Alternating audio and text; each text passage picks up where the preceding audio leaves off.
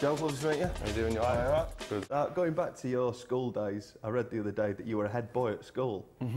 Did you do a good job? Take your role seriously? Yeah, I suppose. You didn't really have to do anything. It was strange to get it to set a good example, you know, because I've always been in the firing line with sport and stuff like that. So I don't know. I suppose they go hand in hand a bit. But apart from sport at school, which you're obviously naturally gifted at, were you good at any other subjects? I gave me all, but I always give that little bit more in stuff that I love, and sport's what I love, and I don't necessarily love English. So you're not going to follow Matt Letizia to Countdown? I doubt it very much. And while you were still at school in your final year, you got called up to the Shrewsbury Town squad, didn't you? Yeah. What was that as a schoolboy, as a 16-year-old schoolboy?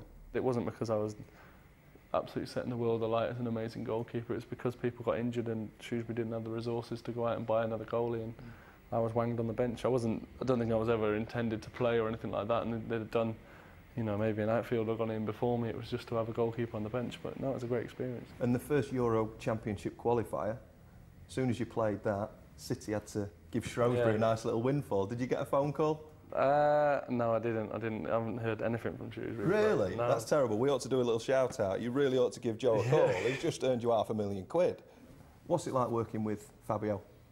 Yeah, it's great, you know, someone who brings all sorts of experience and all sorts of success. It's hard not to rub off on people, and, you know, it's great to learn and see how he does things, and everybody's got so much respect from the players and obviously myself, and whatever he says goes. We're always getting the wrong side of the story from different people. There's another one doing the rounds in the England camp about who's the worst dressed player.